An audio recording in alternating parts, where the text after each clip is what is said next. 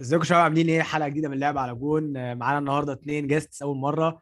كريم خليل لاعب الجونه، وادهم العدلي لاعب البنك الاهلي. منورنا والله، شكرا قوي ان انتوا جيتوا فعلا بجد. نورك حبيبي كابتن حسين كابتن باسم عبد الرازق. والله الرجاله. ادهم بطل تهز عشان بس الكاميرا بتلعبنا كده. انا شايف ان احنا نبدا الحلقه نتكلم على البريمير ليج، طبعا بمناسبه التيشيرت اللي كريم لابسها والارسنال عمله النهارده كسبان في اخر دقيقه وبتاع. انتوا ايه بقى، ارسنال هيعملها بجد ولا حلم لسه؟ خش انا الاول ابدا انا. اتفضل اتفضل. هنعملها ان شاء الله. اقول لك هتمشي ازاي بالظبط. ماشي ان شاء الله كده. هنخش زي ما احنا. هنتعادل ماتش قبل ماتش سيتي، هيتعادلوا ماتش هم كمان، يفضل 5 نقط.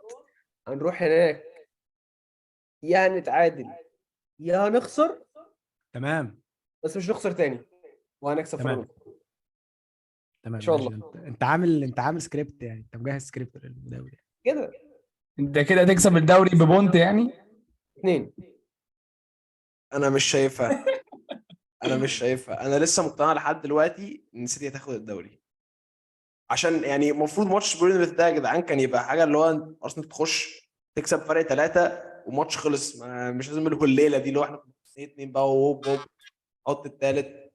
فاهم؟ بس مش عارف حاسس ان ارسنال هتدروب بوينتس لسه قبل اخر سيزون اكتر من كده يعني. انا حاسس بس. وده غير ان احنا في سيتي اشك ان احنا هنتعادل او نخسر من ارسنال الصراحه.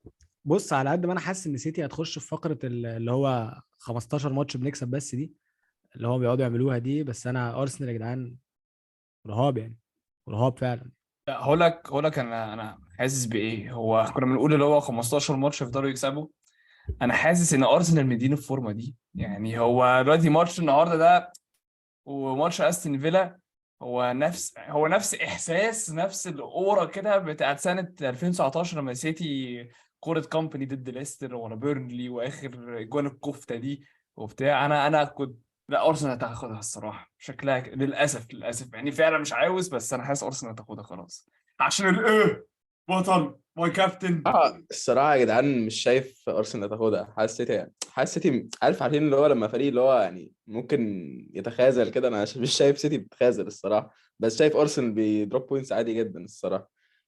ف بس ما هو يا جدعان اصل هم يعني مش عارف، هم عندهم الحته دي اللي هو. أنا مش بحب اقعد اتكلم في انتانجبلز واقعد اقول اللي هو كلام كده اللي هو مش كوره كده وكلام القهاوي ده. بس هو موجود برضه يعني، هو لا هو لا، فاكتور. هو فاكتور الصراحه، وهم واضح ان هم عندهم الحته دي قوي.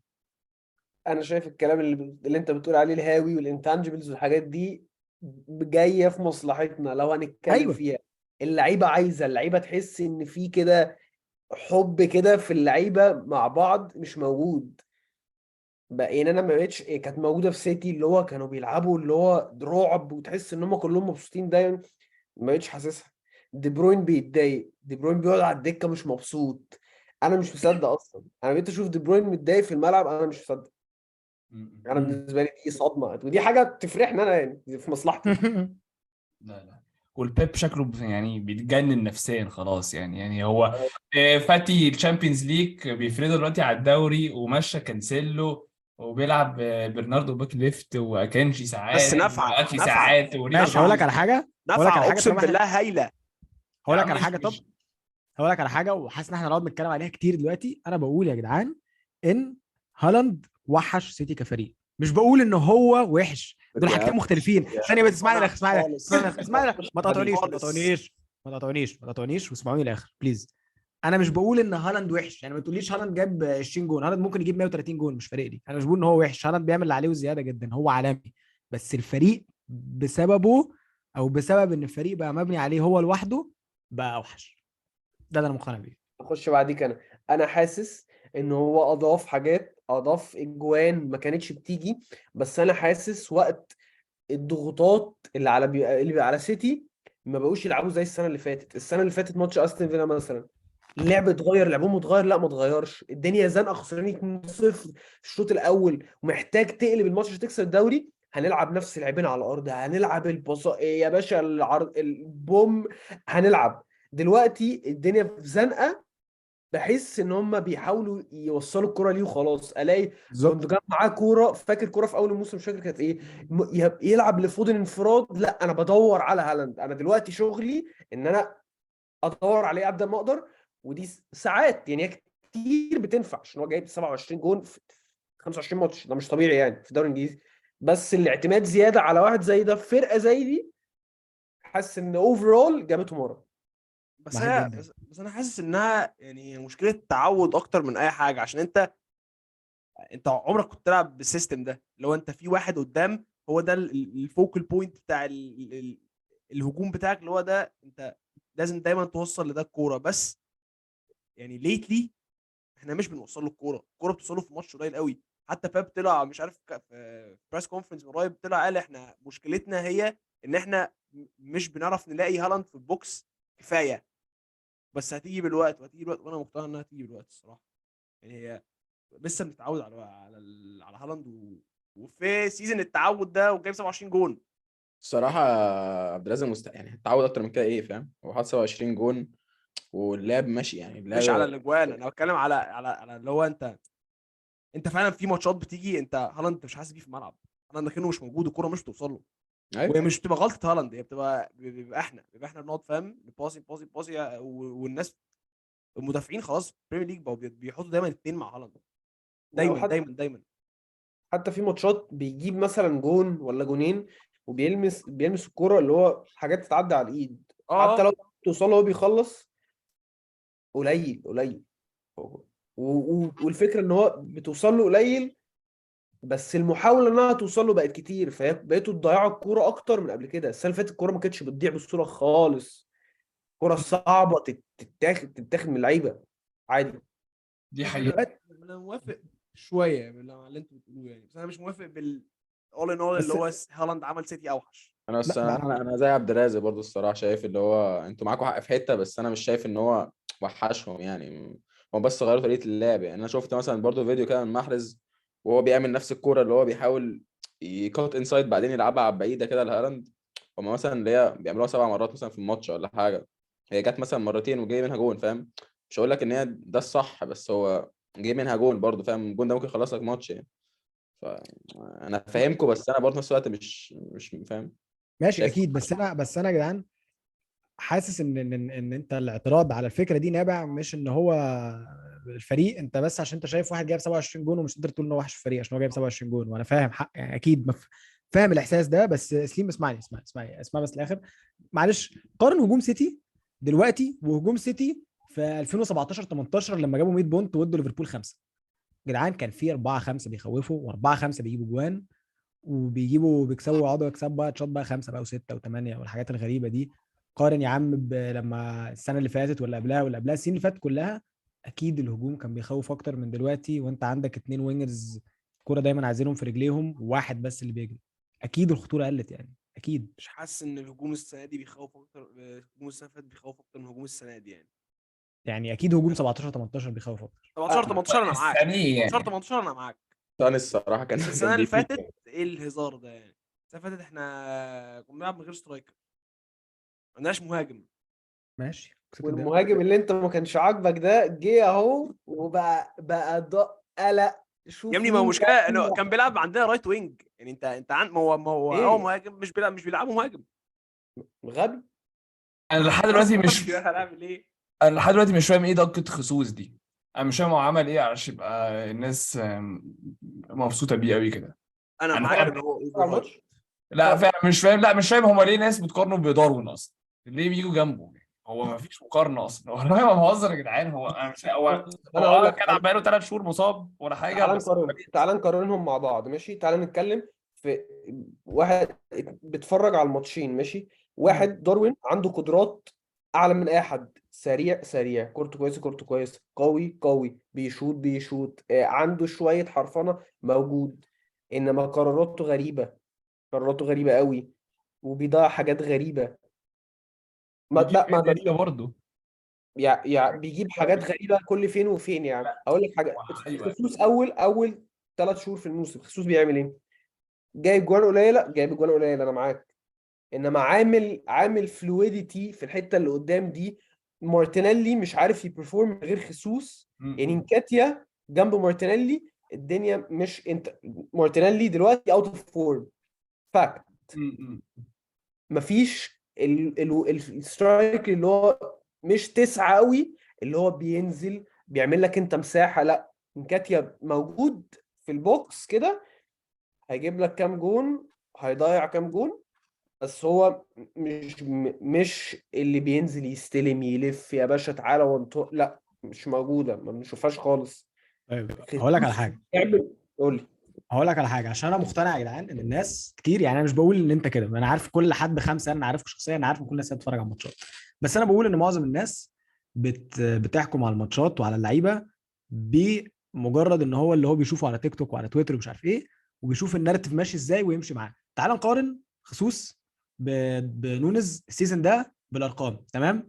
مينتس بير جول نونز 202 وخصوص 245، يعني نونز احسن، شايط كور اكتر في ماتشات اقل، الشوتنج اجريسي بتاعته اوحش ب 4% بس، مضيع فرص ماشي، مضيع 5 اكتر، بس عامل دبل الفرص، بيج شانسز كريتد نونز 10 والتاني 5، ويعني جايب 10، جايب 5 عرضات والتاني واحد. والصراحه لما بتفرج على الماتش لو انا مدافع اكيد اخاف من نونز اكتر من خصوص. هو بس كل الفرق ان خصوص جوجو بونيتو وروش والناس بتحبه، ونونز بقى داروين مايونيز وبنتريق عليه، لا بس لا لا معلش نونز جايب جونين ضد سيتي، ولا مش عارف جاب جون ضد سيتي، جاب ضربه جزاء وجون ضد سيتي، جايب جون سافل ضد ريال مدريد، بقاله فتره بيلعب حلو قوي، جاب جون اوف سايد ضد كريستال بالاس، فعلا رهيب يا جدعان، فعلا لا يعني. انت قلت جاب جون اوف سايد ضد كريستال انا بالاس ده دلوقتي. بقى الحاجات مش اللي سوري مش جون اوف سايد، مش جون اوف دلوقتي سايد، جاب جون اوف سايد. جون اوف سايد اتلغى عشان جوتا ضرب، اتلغى عشان جوتا ضرب، هو حطها جون يعني، هو كان جامد قوي ضد بالاس على فكره. ايوه يعني هنعمل ايه بان لا هو لا جاب لا جون اتلغى؟ يعني هنعمل بيها ايه دي يعني؟ انت فاهم قصده يعني ان هو فاهم ان هو بيجيب جوان يعني فاهم اللي هو يعني ان هو جوتا واقع عليه ده مش غلطته يعني، ولا ان هو خبطه يعني. تمام. مش بالظبط. تعالى نخش انا مش ده بقى مصدق، انا مش مصدق ان هو قال جاب جون اوف سايد بصراحه. بس ده انا اقول لكم حاجه، داروين الصراحه انا بقول لكم داروين انا شايف مشكلته الصراحه اكبر مشكله عنده يعني ان هو بيعمل حاجات مجنونه، يعني اللي هو مثلا ممكن يكون مثلا الكرة بعيده عنه هينط ويقع على وشه، فاهم؟ هي الحاجات دي بقى اللي بتخلي الناس تقول ايه الهبل ده، فاهم قصدي؟ بس هو بعيدا عن كده يعني هو شكله مجنون في الملعب، يعني اللي هو حياته هو جامد مجنون. قوي يا جدعان، والله هو جامد قوي، هو بس ناقصه يعني حته صغيره وهتيجي، فاهم قصدي؟ يعني انت لو انت بتتفرج على كوره الصراحه شايف ان داروين ده مش هيكون حاجه او ان هو مش كويس، ده والله انت يعني لا. مش انا كوره انا الصراحه. انا شايف ان هو كويس وممكن يكون كويس. مش شايف ان هو يقدر يقود هجوم يكسب دوري بريمير ليج، مستحيل. ليه حرام مستحيل؟ عليك، حرام عليك يا كريم، حرام مش شايف. عليك. ظلمه قوي يا ابني. انت هتكسب الدوري الانجليزي بباني بلانك رايت باك يعني، كويس وكله، بس مش ايه كده يعني. ده؟ ما ايه ده؟ تجيش ايه على ثانيه ارم ثانيه. كده، انت جاي عليه قوي الصراحه. يا عم انا بقول كويس وقدراته، انا بقول يقود، هو اللي يكون شايل. عارف ماشي لو اوكي. لو صلاح هو اللي جايب 32 جون وده جنبه، يا باشا هياكل عيش. ماشي اوكي، لا لا ماشي. يقود مستحيل. واقول لك حاجه، قبل ما خيسوس يتصاب ساكا ما كانش هو اللي قائد الهجوم، مش ساكا، كان خيسوس. دلوقتي ساكا هو القائد قدام. انت بتعمل ايه؟ مزنوق يا باشا اطلع على اليمين هتتصرف عادي. قبل كده ما كانش هو قائد. نونيز ما ينفعش تعتمد عليه 100%. انا مش شفتهاش منه. بص ولا حد معاك، يقدر يقول لي ان هو شافها في بنفيكا عشان محدش لا بيتفرج على الدوري البرتغالي. بنفيكا هكون محاوراتي، بنفيكا هكون محاوراتي، بس انا بقول لك ان انا شايف فيه انفجار السيزون الجاي، وانا شايف فيه سواريز تاني، وهفضل عن الكلمه دي، في مش بس هيكون شايف. مستواه يعني. بس انا انا شايف. مع كريم، انا مع كريم في موضوع اللي هو دارون مش هيعرف يعني يقود يعني وكده. ما هو كده كده لا، هو حلاوته كلها وفكرته كلها اللي هو خطير وبيعمل حاجات مش مفهومه، فانا معاك في حلاوته ايوه دي ان هو بقى. unpredictable. اه unpredictable بالظبط. جدا، اللي هو انت بتعمل ايه انا مش عارف. اه بس انت بالظبط. اي حاجه تعملها هتسبقني عشان انت سريع جدا، فاهم إيه؟ انت عملت حاجه غريبه كده الكوره هتلحق عادي. انت موهوب جدا، بس انت قراراتك مش احسن حاجه. لا لا وحشه. انا ممكن اقول لك هي وحشه الصراحه، يعني دي حاجه ممكن اعترف، يعني اعترف عادي خالص اقول ان دارون قراراته وحشه. انت عارف اه انا عامة مش انا معاك. مش بقول على فاهم. خصوص وحش يعني، انا بس مش بحب لما الناس تيجي على دارون جامد قوي كده ويطلعوا بخصوص السما، مع انه فعلا هم كلام تيك توك زي ما حسين قال يعني. بس انا ما لا شفتش اي مقارنه خصوص وداروين يعني. كنت يعني نعم. مش مش عشان محتاج بيقولوا تشوف، على مش خصوص محتاج تشوف كويس خصوص فداروين خالص. وحش. الناس ايه كانت بتتريق ازاي الناس. ازاي انا اصل انا ممكن انا افهم ليه الناس كانت على داروين بطريقه وحشه.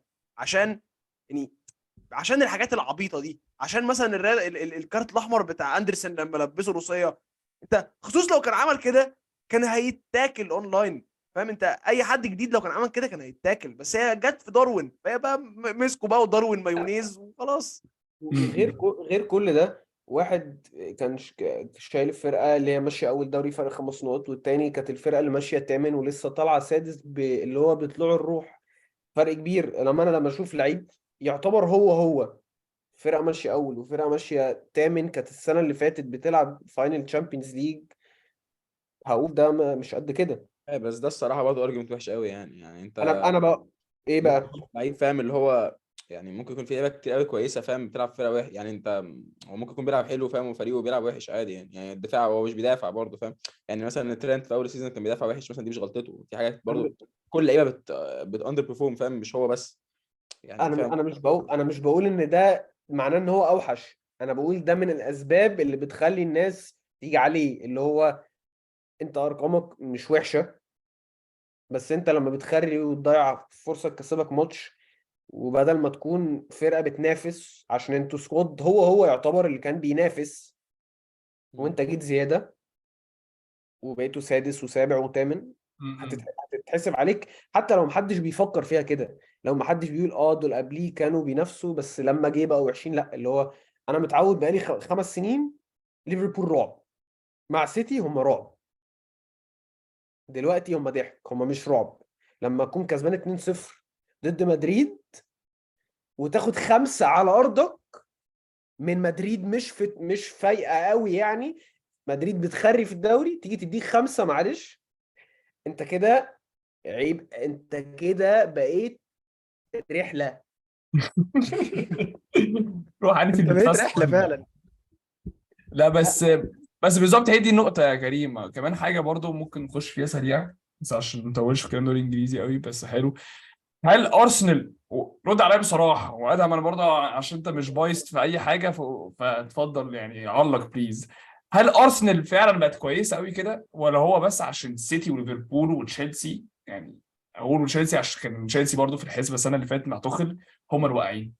انا اقول لك حاجه، احنا مش الفرقه الرعب، احنا في طريقنا الى كده. بس انا هقول لك حاجه، ارقام الدور الاول من الدوري الانجليزي كام ماتش؟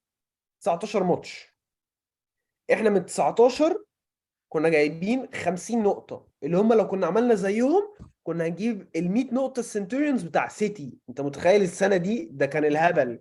ولسه بنتكلم عليها 2017 18، احنا كنا عملنا الدور الاول هو الدور الثاني، انت جبت 100 نقطه. م-م. ده حصلت مره في الدوري الانجليزي وكانت فرقه رعب. انا مش بقول ان احنا رعب، انا بقول ان احنا بنلعب احسن كوره وعندنا احسن طريقه لعب. تاثير بقى اللعيبه ساعات inexperienced، ساعات مفيش depth، ساعات كده هتجيبنا ورا اكيد، ما هو باين دلوقتي خلاص. طبيعي. وده بقى حتى لو احنا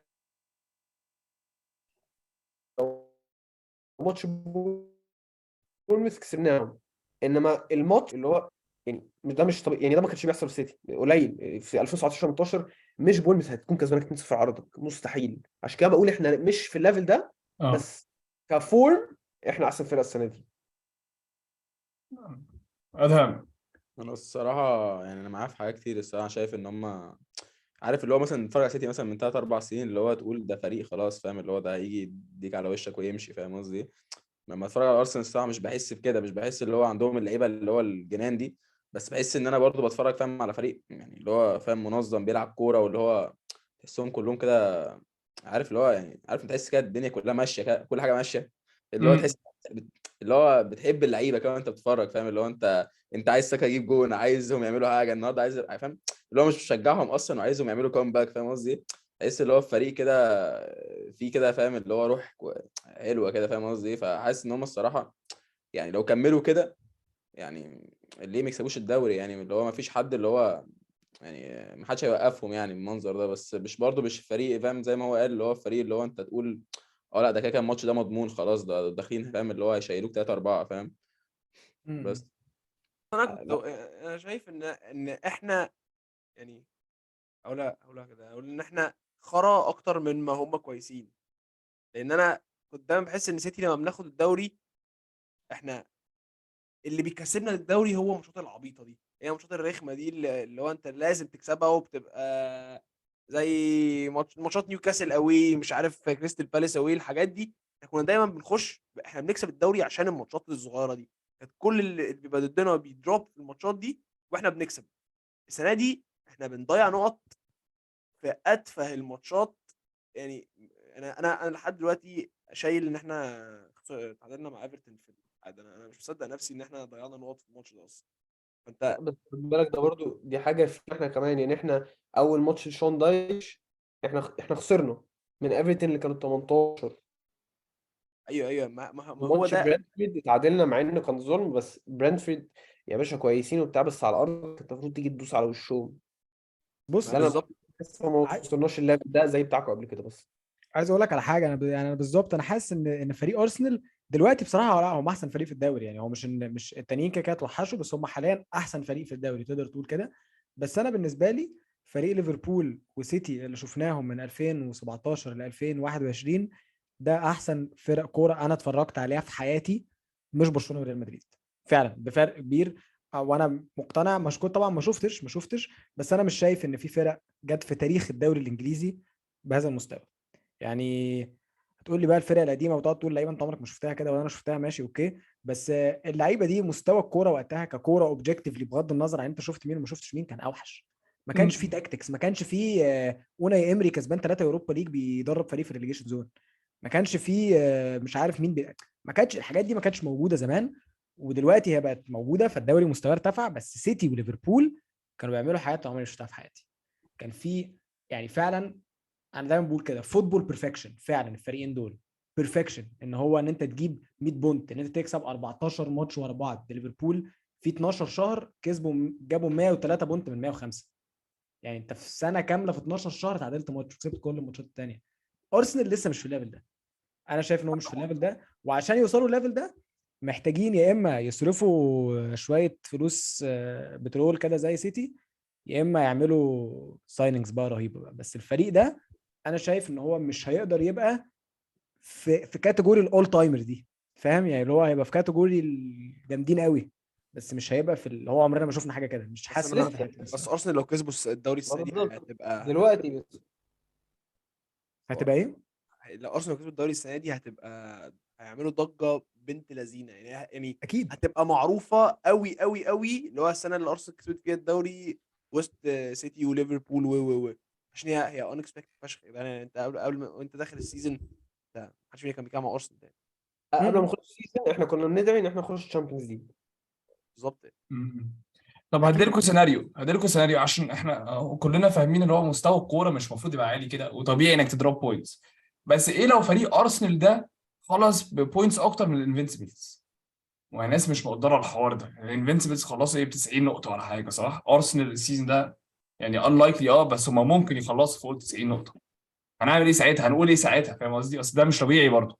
هو دلوقتي ليفربول وسيتي حطوا البار في حته مختلفه تماما، مش المفروض تقارنها، بس تايم يبقى هو ارسنال تالت احسن فريق جه في تاريخ الدوري الانجليزي، ممكن تقول كده برضه.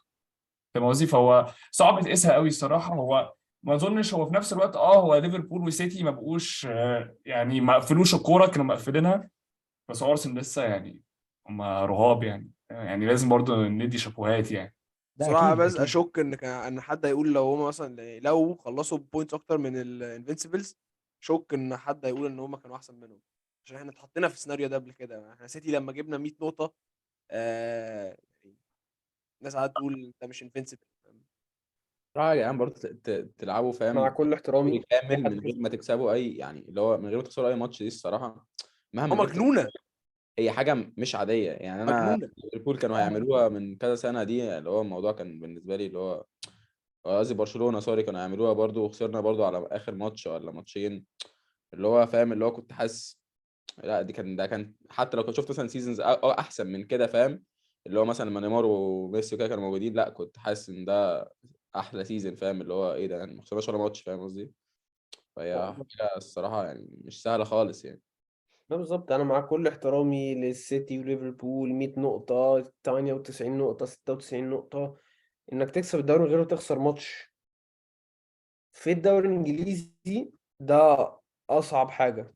اصعب بقى من اصعب من 100 نقطة، اصعب من تشامبيونز ليج، اصعب من بالذات في البريمير ليج، لان حصلت بره. سيلتيك كسبانة مرتين، يوفي كسبان مرة، انفينس بس ولا حد فاكرها، عشان ده مش ده الدوري المرعب ده اللي بس مستحيل تعدي موسم من غير ما تخسر. بس بس كريم معلش، سوري يا سليم، عايز بس اقول حاجه. يعني برضه هو انا عارف ان هي طبعا مش قصدي على الورق، بس هي على الورق طبعا يعني untouchable، فاهم؟ انا ما خسرتش ولا ماتش، بس انت تعادلت 12 ماتش. فريق ارسنال ده تعادل 12 ماتش. انت بس انت دلوقتي مش هتقول انت تعادلت 12 ماتش تقول انت ما خسرتش ولا ماتش. اكيد اكيد، بس انت تعادلت 12 ماتش. ليفربول وسيتي، يعني ليفربول يا جدعان خسر الدوري وهو جايب 97 نقطه. انت فاهم البار فين؟ انا فاهم انت هو فاهم فين. البار فين؟ 97 نقطه خسران انا خسران الدوري مره 97 مره 96 باين، ولا مره 95 ولا، فاهم يعني؟ اكيد ده انا شايف بالنسبه لي. يعني هقول لك حاجه، هي مش روشه زيها، بس انا شايف ان اكيد اصعب ان انت تكسب ابدر دوري في التاريخ. يعني لو كسب ابدر دوري، كسب دوري اظن بسبع او ثمان ماتشات تصبر. انا شايف ان اكيد دي حاجه يعني purely objectively speaking، بغض النظر عن الروشنه وبغض النظر عن الكاس الذهبي والجو ده، من هي اكيد غير دي فاكتشولي اصعب من ان انت ما تخسرش ولا ماتش. من غير روشنه. هي انا شايف انها اصعب انك تلعب دوري من غير ما تخسر ماتش. انت متخيل انت كام مره في 38 ماتش هيكون عندك ماتشات معصلجه، ماتشات فرق بتلعب لو بلوك عنيف، ماتشات انت اتخطفت جون ومحتاج تجيب، ماتشات انت اتخطفت جونين محتاج تجيب، ماتشات انت عندك لعيبه مصابه، ماتشات انت عندك لعيبه موقوفه، ماتشات اوي في انفايرمنت مجنون، ما تخسرش ولا واحد. متخيل يعني ايه ولا ماتش؟ مستحيل. ايوه ده ايوه، ما هو بالظبط، هو مستحيل، دي الفكره، هي فعلا مستحيله. وهي بص، انا في رايي الانفنسبل دي بتوري حاجه، هي بتوري قوه فريق بطريقه مختلفه، بس ده مش معناه ان الفريق ارسنال ده كرويا مش احسن من الانفنسبلز.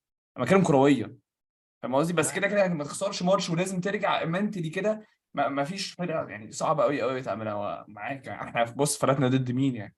طب انا بص عندي لا، انا عندي سؤال بص يعني. حلو، عندي سؤال حلو على انفنسبلز. هل اصعب تخلص سيزون انفنسبلز في الدوري الانجليزي ولا في الدوري السوبر بتاعنا؟ ولا حلو حلو، ولا اقسم بالله اصعب من اصل يعني ثانيه بس. صراحه اواي جيم ات منشيه ناصر يوم الجمعه الساعه واحدة كده بعد الصلاه، انت 0 بوينتس. بس هو يا جدعان، هو السوبر بيكون فيه مشكله يعني، هو بيكون فيه دايما، او يعني هي كانت كده لما انا لعبت، يعني بيكون في فريق زي انبي مثلا بيبوظ الدوري يعني. هو بيبوظ الدوري بجد. بس احنا ده مش خسرنا من انبي اظن. استنى بس احنا استنى، عشان انا عندي قصه من الانبي. احنا لعبنا مره انبي لما انا وكريم كنا في اليوبلس، لعبناهم في انبي. ماشي، اول شوط خلص 1-0، وانا كنت مضيع الكوره اللي هو في اول شوط كده، شوطه من بعيد ضاعت، ويلا يا رجاله وبنلعب حلو جدا.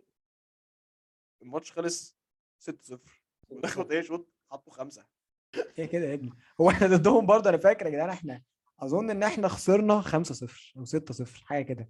كابتن عمرو قال لنا يا جماعه معلش، وهم كسبونا بالضالين ومش بالضالين. قلت له ضالين ايه وامين ايه؟ ايه اللي بالضالين؟ كسبانين 6-0 مفيش بالضالين. لا لا بصراحه الدوري. الصراحه يعني انت لو في الدوري المصري ده، يعني انا شايف ان هي اسهل حاجه انك تخلص ماتشات كلها 0-0. مش حاجه اسهل من كده. يعني انت ممكن تلعب دوري كامل لو انا ماسك فريق خلاص ماتشات كلها 0-0 يعني. هو اصلا نص الماتشات بتخلص 0-0 من غير ما تعمل حاجه، يعني انت ممكن فاهم. انت فهو انت بتقول لي الدوري سلبي قوي يعني؟ ايه. الدوري سلبي قوي، صح؟ مفيش لا كوره لا ولا على يعني لا الارض ولا لا يعني حاجه. يعني مفيش حاجه، يعني مالهاش علاقه بالكوره اصلا يعني بس قليل قوي كده ماتشات تخلص 0-0. يعني بحس ان انت فجاه كده من لا شيء زي وادي الفرج. بس هم احنا بنتكلم على ليفل تاني. هو بيتكلم دلوقتي على الدرجه، احنا بنتكلم على دلوقتي على الجمهوريه، الدرجه، بتكلم على الجمهوريه دلوقتي. بنتكلم دلوقتي على الدرجه الاولى اللي هو الناشئين، اللي هو ادهم وكريم بيلعبوا فيها. ادهم انت بتقول لي مفيش في المستوى ده كوره، يعني مفيش اللي هو بقى تحضير لعب وكده، ها؟ هو يعني هو انت مفيش. هو بص انت هتخش الماتشات كلها. يعني اول حاجه الملعب، يعني مش هتعرف تلعب كوره اصلا. يعني انت فعلا ملعبين ثلاثه في مصر مثلا اللي هتلاقي تقول ايه ده ملعب حلو، فاهم؟ اللي هو ممكن مثلا في الاهلي مثلا وملعبين ثلاثه كمان. غير كده انت هتروح ملعب اصلا مش هيساعدك تلعب كوره حتى لو انت عايز تلعب كوره. دي اول حاجه. تاني حاجه انت يعني مفيش خطه برضه قوي، يعني زي ما انت شفته مع المنتخب. يعني انت صعب قوي تلاقي برضو حد اللي هو ايه بقى اللي هو يحركك بقى، انت فاهم، مفيش ارتيتا وكده يعني. مش هتلاقي حد بقى اللي يقول لك ليفت باك خش بقى زي زينشينكو وبتاع. انت هتلاقي فاهم اللي هو انت وينج، انت تاخد الخط كله وترجع تدافع فاهم لغايه اخر البتاع فاهم. انت باك ليفت هتاخد الخط برضو كله، هتهاجم وتدافع فاهم. نص ملعب هتقعد تجري هي كده فاهم، والكرة بقى في الهوا نص الماتش اصلا. مش عارف يعني مش هجيب لك من الاخر. الدوري الجمهوريه لو انت مش الاهلي او فرقه في كل مرحله سنيه، 2001 فاركو عندنا بتلعب كوره كويس قوي، 2003 مش متاكد مين، بس هتلاقي فرقه او فرقتين هم اللي عندهم فكره عن التحضير. غير كده اي نوع من الكوره اللي هتتلعب هتحتاج تكون على ملعب كويس، وهتكون ابداع من لعيبه، مش مدرب، مش تحضير، مش تكتيك اتاخد في التمرين. هيبقى لعيب عمل باس كويس، اتحرك صح بمعرفته، مش بالكابتن قايل له كده. كده الاهلي هتلاقي فيه شويه تحضير وشويه تحركات صح شويه بتاع، هتلاقي فرقه تانية زيها، والباقي اجواء ماتش حرفنه لعيبه، ناس فايقه، ملاعب كلها كده، مفيش تكتيك تماما. وده بقى اكيد بيأثر يا جدعان برضو على لعيبتنا ولا ايه؟ اللي هو لا الكبير بقى، يعني انت لما خلاص كبرت مثلا طلعت من الناشئين واحترفت، مش فاكر كنا بنتكلم مع مين، اظن الجاست اللي قبل اللي فات كنا جايبين سايكولوجيست بتاعكم بيقول لنا لازم لعيبه مصر كلها تخرج بره عشان اللي هو تشوف كوره. يعني هو كان بيتكلم عليها من ناحيه المنتل والالتزام والديسيبلين وكده، بس حتى اظن في الكوره برضو يعني حاسس ان انت بقى تسافر فاهم من وانت صغير بتشوف برضو الكوره بقى، فاهم معايا يعني. هو انا مثلا انا كل حد يا جدعان مثلا بتكلم عنه اللي هو مثلا احترف او حاجه، اللي هو حتى راح حتى مثلا عمل ترايز مع فرق كبيره او حاجه. يا جماعه انا فعلا كل الناس بتقول نفس الحاجه، بتقول ان احنا كرويا احنا يعني مش وحشين، بالذات في السن الصغير. انت والله انت مش بعيد قوي كده، بس انت كل حاجه بقى اللي فعلا بيلاحظوا بقى اللي هو انا فعلا بعاني في الحته دي. هي بقى الحته التكتيكال، هم اللعيبه يعني بيقول لك انا مش عارف اتحرك فين فاهم. انا اللي هو انا تايه في الملعب، انا بعمل دور غلط، المدرب فاهم بيقول ايه اللعيب ده فاهم اللي هو انت بتعمل ايه اصلا، مش عارف تتحرك ازاي في الملعب. فدي اكتر مشكله حاسس يعني باللعيبه المصريه بتعاني منها، وحتى بتبان في المنتخب الكبير يعني من بنلعب فرق. بص مثلا ماتشين السنغال، احنا مفيش حاجه، احنا مش بنوصل للجون بسهوله فاهم. صلاح الناس تقعد تقول صلاح مش عارف يعدي، مش عارف، لا هو الكره بتجيله بطريقه اصلا اللي هو يعني انت اللي هو انت عايزه يرقص 4-5 فاهم. ده مش عادي يعني، ده مش حاجه عاديه يعني. ف ده رايي يعني. المشكله بقى في الموضوع زي ده لما تلاقي ان اللعيبه الكبيره اللي بيلعبوا في الدوري المصري وكده بيطلعوا بقى ويلعبوا ماتشات منتخبات وكده، وبعديها ما يكونوش عارفين يوصلوا يتحركوا وبتاع. الموضوع مش محدش يعني قليل قوي اللي بيفكر يقول ده هو ناشئ، إيه اللي حصل فيه، ده هو صغير اتعلم كرات ازاي. لا كله بيقول بيبص على دلوقتي اللي هو انتوا وحشين، انتوا مين يعني فين، انتوا ليه مش بتلعبوا، ده انتوا بتلعبوا في الاهلي، ده انتوا كذا كذا، انتوا ليه مش عارفين تعملوا. لا عشان انت الناشئين في مصر من سن بداية الكورة لسن 18 20 سنة انت بتتعلم عن الكورة نفسها، عن التاكتكس، بعيد عن حرفنة وشوط وبتاع، تحركات وكده. بتتعلم غالبا من اللي انت هتتعلمه بره 5% مثلا 10% لو انت مع مدرب كويس قوي. وفي الاخر بتيجي على اللعيبة، بتروح الناس ايه اللعيبة هم اللي وحشين، هم مش بيأدوا بقى. لو الناس بتفكر كده زي القليلين اللي بيفكروا، لو حد اتفرج على بودكاست نصوحي مع نادر شوقي، هتتفرج، شوف اتفرجوا عليها، اتفرجوا عليها عشان هي هتشوف حاجات كتير. بيقول لك من بدري بقاله 8 سنين بيقول لك الموضوع النظام الناشئين ده هو اللي جايب البلد ورا. وبصوا بس على الناس اللي بره زي السعوديه زي البتاع اللي بتحاول تحسن من نفسها شويه، ويبصوا للناشئين ويبصوا للنظام، هم هيعدوا وانت مش هتفضل في مكانك، انت هترجع لورا. فهو الموضوع بسيط، بس الناس ما بتبصش. بس بس هي ليه مش بقى بسيطه ليه انك بقى تغير عندنا قله الكومبتنس الرهيبه دي؟ يعني احنا ليه اغبياء؟ فاهم قصدي؟ يعني انا لا هو طب السعوديين عملوها، ما حدش بقى يفضل يقول لي فلوس ما فلوس. بس انت ممكن تكون عارف انك اللي هو ان دي المشكله اللي عندك، بس هي مش سهله كده، مش سهله اللي هو انك تقول هي دي مشكلتي وانا هغيرها دلوقتي فاهم. هي محتاجه وقت كتير كتير كتير. احنا عندنا لعيبه كويسه الصراحه في مصر، وانا شايف ان احنا عندنا برضو يعني في مدربين لا كويسين، بس مش عارف، انا مش عارف المشكله في ايه، لان انا طول حياتي شايف ان احنا تكنيكلي كرويا كلعيبه من اللي انا شفتهم بيلعبوا في مصر ومن اللي انا شفتهم بيلعبوا بره، مش مهم بقى فين، لا انا شايف ان بيور مهاره في مصر احنا احسن بكتير. البوتنشال الكروي عالي، بس هو مفيش انتاج عشان هو مفيش حاجه تعليك انت. هو بيديك بالظبط. تلعب. يعني هو ما اظنش يا عمر، ما اظن الصراحه في رايي احنا مكبرين قوي المشكله من ناحيه اللي هو لا المشكله كبيره، بس مكبرين اللي هو الحل صعب. الحل مش صعب هو حاجه صعب بصراحة الصراحه. يعني هو مش شايفه صعب يعني. الحل هيحتاج وقت.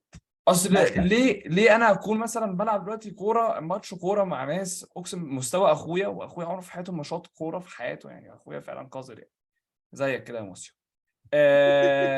ماشي، واكون بلعب مع البهايم دي كوره وكلهم مصممين ان احنا نبني من ورا، وبيحاولوا يباصوا وبيحاولوا يتحركوا وكده، اللي هو على الدرجه اللي هو من خاطر وحشتهم انا قلت للجدع فاهم ابوس ايدك طفش الكوره ومشي الهجمه وخلاص. بس ده شفت يعني انا بقول له طفش، انا حيوان مصري ماشي كلب كوره، انا ما هي بفكر بتنفع، ما كوره هي طلع بتنفع. الكوره يا عم من هنا ماشي عاوز اوصل الجون، خلي الكوره في الهواء، بص تفكير راح فين فاهم، اتقرفت من نفسي يعني هي فاهم، بتنفع، استحمى هي مقروف بتنفع، من نفسي يعني. هي بتنفع والله. التطفيشه دي تطفيشه وحد يلمسها كده بدماغه بوم انفراده. انت مقرف، انت عيل مقرف. هي اكبر كمان من حته اللي هو احنا عايزين ان المدرب بيغير فكره خلاص. هي مش صغيره كده اللي هو المدرب يقول لا انا هحاول ابني واتعلم وافتح كام فيديو اتعلم، لا. هو ان مفيش غالبا ولا مدرب ناشئين في مصر عنده لايسنس، معناه ان هو مش متعلم كوره. دي معناها ان انت بتمسك ناس لعبت كوره بس، ولعبت كوره فين؟ ما لعبتش كوره في شتوتجارت ولا في باير، لعبوا في الانتاج والسكه فاهم. فهو بيمسك على اللي هو عارفه من هو صغير، اللي هو انت مش بتتعلم كوره اصلا. الطبيعي ان انت اي مدرب هيمسك اي فرقه لازم يكون عنده لايسنس. في اوروبا انت لو هتمسك فرقه غالبا اندر 12 وانت في سننا اصلا، على الاقل هيكون عندك ادنى التعليم عن الكوره، وازاي تتعامل مع اللعيب، وازاي تعلم كوره. ده مش موجود. هي مش اللي بيقول انها سهله ان هو لا انا المدرب يغير فكره. هي مش صغيره كده، الموضوع اكبر من كده، عشان كده هو مش سهل هو انا كتير. اصلا كنت عايز اتكلم في نفس حته اللايسنس كده يعني. انا اقول لكم على حاجه، مثلا مثال صغير يعني، زد مثلا 2003 عندنا اللي ماسكهم واحد اللي هو جايين من دورتموند وكده، انتوا يعني اعتقد ايوه ايوه. عارفين يعني. فدلوقتي مثلا فريق زي ده يا جدعان احنا لعبناه، هم فعلا والله هو اللعيبه كلها افريج يعني، حتى في لعيبه يعني مش كويسه، فاهمين قصدي؟ بس هو مثلا بقاله ماسكهم 3 سنين قايل لهم فاهم اللي هو احنا هنلعب كوره غصب عن اي حد، فاهم اللي هو اللي مش عاجبه مش يعني مش هيلعب، فاهم؟ احنا أنا عنده سيستم وعنده فكر، هو جاي يطبقه على لعيبه. هما ماشيين دلوقتي تالت ولا رابع في الدوري، وهما فريق يعني مش كويس، فاهم قصدي ايه؟ كبيور تالنت مش كويسين، بس هما بيتحركوا صح لبعض في الملعب، عارفين بيعملوا ايه. المدرب حاطط سيستم، يعني انت لما تلعبه حتى اللعيب نفسه يعني بيعمل على قد يعني هو عارف امكانيات لعيبته وبيلعب عليها، فاهم؟ فدي حاجه برضو يعني. انا مش بقول لك ان هي موضوع مش سهل، عشان زي ما يعني كريم قال المدربين نفسهم كلهم ما عندهمش اصلا ما عندهمش اللي هي ما عندهمش مثلا لايسنس، ما عندهمش حاجه. بس ده مثلا راجل جاي يعني ممكن مثلا اللي هو يعني ياخد لعيبه اللي انت عندك دي ويقدر يعمل بيهم حاجه. فعندك مثلا المنتخب الاندر 20، اللعيبه دي انا عارفها واللعيبه دي كويسه قوي، بس انت مثلا المدرب بتاعهم ما كانش عارف اللي هو يوظفهم، ما كانش عارف يلعب بيهم. فبس طلعنا بالمنظر ده وطلعنا ببطوله يعني. هو يا جدعان زي ما انتوا بتقولوا، انا حاسس ان هي مشكله، يعني هي مشكله سيستم مش مشكله افراد. وعلى فكره انت لو لاحظتها اكيد قريته، يعني لو مثلا بنشوف المنتخبات اللي هي بتطلع فجاه دي بيقول لك كل الحاجات بتكون كده. يعني مثلا هبدا لك بمثال كبير قوي وانزل شويه بعد كده. هبدا لك بمنتخب المانيا اللي كسب كاس العالم. منتخب المانيا كسب كاس العالم 2014، كان مشروع. هو ما كانش لوف جه وعبقري وخلاص، لا هو كان لوف جه في 2010 وقال لك خلاص يا جماعه انا دلوقتي هعمل منتخب يكسب كاس العالم كمان 4 سنين، مش هيكسب كاس العالم دلوقتي. والسيستم بقى مبني على ده، في سيستم. مفيش اه يا جماعه انا هجيب دلوقتي مدرب اسمه اكس ونلعب اي ترلل، لا مش كده. أيوة. وبعدين تعالى اقول لك مثال اقل شويه، منتخب المغرب مثلا اللي شفناه دلوقتي اتحسن قوي، منتخب السعوديه اللي هم المغرب طبعا بفرق يعني، عمل كاس عالم عالمي في السنه دي. بيقول لك لا ده مش نتيجه السنه دي، طبعا وليد رجراي طبعا عالمي، بس مش نتيجه ده، بس نتيجه ان هو بيقول لك لا احنا عاملين سيستم من زمان وعاملين مشروع من زمان وصارفين عليه مبلغ وبتاع، بحيث ان يبقى فيه زي ما كريم بيقول اللي هو لايسنس، ابسط حاجه لايسنس، مش اي واحد يدرب كده. يعني انا كمان سنتين حاسس ان انا لو حبيت ادرب نادي في الدوري هدرب عادي، مش حاسس انها كارثه. هو عامة هو حتى المغرب هو ما كانش مشروع قديم عامة يعني. هو وليد رجراجي هو مسك الفرقة في الصيف ولعب كأس عالم في الشتاء، وبص وصل فين. وهو بس فعلا هو مش حاجة أكتر من غير اللي هو مغربي، بس هو في آخر يوم هو فرنساوي يعني وبعد كده هو متعلم، هو بالظبط هو بس اتعلم بس. التعليم. هو مش اكزيستنت أصلا يا كريم، يعني هو مش موجود فعلا الكونسبت اللي هو يبقى بس جدعان يا لوكو، طب اكتر حاجه تثبت انها سيستم يعني، انا اظن سليم كان معايا او عمر او الاثنين، كنت في المانيا يا جدعان هنا، وكنا بنلعب ماتش كده في دوري عبيط انا كده احنا بنلعبه يعني على مستواي انا، يعني مستوانا احنا اللي هو مستوى الشباب كده. وبعدين شفنا يا جدعان ماتش عيال 2006 بتلعب تمام او 7، بغض النظر طبعا ان هم فيزيكلي وككوره احسن مننا بكتير، بس يعني احسن مني انا بكتير، بس ده مش موضوع. انا شفتهم يا جدعان بيلعبوا كوره فعلا، لا ضغط عالي، بيعمل جمله زي الدوري الانجليزي فعلا، اللي هو بيضغط عالي وبيطلع من بره، بيطلع من الضغط، والحاجات اللي انت وادم وكريم بتقولوا انها نون اكزيستنت في الدوري بتاعنا اللي هو التحضير، لا عيال اللي عندها 15 سنه 14 سنه بيحضر من ورا هجمه بجد، وضغط منظم، مش ضغط اللي هو بنجري، لا ضغط زي الدوري الانجليزي اللي هو بنضغط مع بعض ككتله. ده مش حاسس ان ده موجود بصراحه خالص، فبالتالي زي ما هم ال 2006 بتوعهم بيعمل كده وبتاعنا بيطوح وبيلعب في الرمل زي ما انتم بتقولوا، المنتخب بتاعهم هيكسب كاس العالم وبتاعنا هيقعد 30 سنه ما يوصلش. يا جماعه انا يعني شفت فيديو من اياكس اندر 15، يعني هبعته لكم كده بعد البتاع، يعني اتفرجوا والله على هم جعان. هم يعني احنا بالنسبه مثلا لما احنا كنا عندنا 15 سنه، طبعا بعيدا عن اللعيبه طبعا كانت كبيره قوي عننا يعني وكده. هو اللعيبه مش هي طبعا جامده جدا، بس انا قصدي هي اجمل، يعني اكتر حاجه بتشوفها ان هم بيتحركوا ازاي لبعض، بيوصلوا للجون بسهوله قوي، يعني هم فعلا بيوصلوا للجون. يعني هو الماتش خلص مش عارف 7 ولا 8، مش عارف كانوا بيلعبوا مين، بس هو بيوصلوا للجون بطريقه يعني اللي هو هتقول فعلا هتشوف سيستم، فاهم قصدي إيه؟ انا فعلا يعني انا بقالي بلعب كوره فاهم من وانا عندي 4 سنين، انا فعلا عمري شفت فريق بيلعب بسيستم كده في الناشئين في مصر مثلا. عمري شفت فريق اللي هو بيحضر لعب وبيتحرك لبعض والوينج بينزل ومش عارف ايه، مش هتشوف الكلام ده خالص. ف قول اللي انت عايزه، انا مقتنع ان اي سيستم في العالم، ان شاء الله اياكس بقى، برشلونة، بنفيكا، يوث، انا اي سيستم في العالم مش هينفع في منشية نصر يوم الجمعة الساعة 1. انت ليه؟ عامل ماتشات ناصر مش هتنفع. عامة ملعب منشيه نصر مش وحش قوي كده، والله الملعب الصناعة. مش وحش يعني قوي. الاجواء كانت مجنونة، والزبالة بتتحرق حواليك وبتاع. لا هو لا كيكا انفيلد دوري الناشئين هو ماتشات نصر. لا، وعارفين مين كانوا مشكلة برضو، الواحد ما كانش بيعرف يجيب نقطة هناك. مم. المعادي 77 ولا مركز شباب المعادي 77. عمري ما لعبته الصراحه. لا لا، مشكلة. طب ادم في حوار كنت بكلمك فيه مره وكنا بنتكلم ده بيحصل في اوروبا قوي، وعايز اعرف لو ده برضو هنا انت وكريم قولوا لي، اللي هو كان في فاكر كنت بعت لك ارتكل بتاع اللي هو ايوه اسيستنت جوارديولا ده، كان بيقول يا كريم اللي هو واحنا بنحاول نكيل ذا باد جايز وي كيل ذا جود جايز، وقصده ايه؟ قصده ان هو كانوا بيحاولوا يقتلوا العشوائيه في الكوره، اللي هو تبقى الكوره منظمه، قتلوا الكرياتيفيتي معاها. يعني قال لك احنا ايوه بقينا، قال لك احنا كان بيقرا الكاتب يعني في الارتكل، قال انا وانا بتفرج على كاس العالم زمان لو اتفرجت على البرازيل والمانيا وكولومبيا والسعوديه، كل فريق ليه ستايل، كل فريق من غير ما اشوف التيشيرتات، من غير ما اشوف مناظر اللعيبه، بس ماني كان بيتحرك عرض. دلوقتي بيقول لك انت لو بدلت التيشيرتات مفيش فرق، كله بيلعب نفس الحاجه مع فرق المستويات بس كستايل واحد.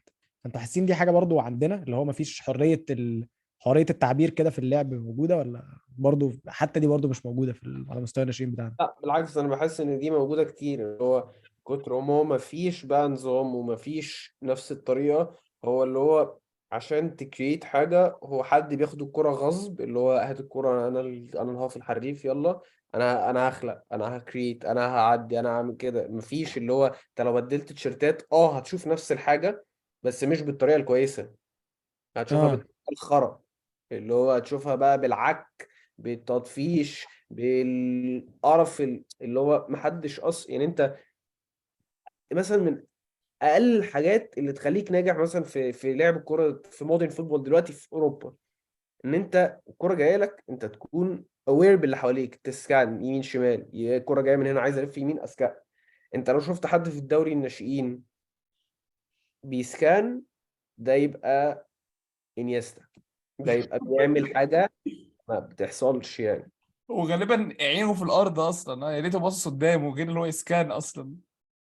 هو اصلا لا سكان دي اصلا ما اظن دي مش كلمه يعني موجوده قوي يعني بتتقال يعني مثلا لما يكون مدرب اللي هو عنده فكرة عن الكلام الإنجليزي بيقولها اللعيب، يعني بتحصل قدامنا، عارف فرقة من غير أسامي ولا حاجة، يقول له إيه سكان اللي بيقولها دي، أنا مش عارف ده إيه، يقول له لف وشك وأنت بتستلم تفهم أنت في إيه، فما فيش، ما هو ما عندوش الفكرة أصلا، فاهم. بس ده كنت بتقول لي مفيش حرف يعني مفيش برضه باب للحرفنه قوي ولا ايه؟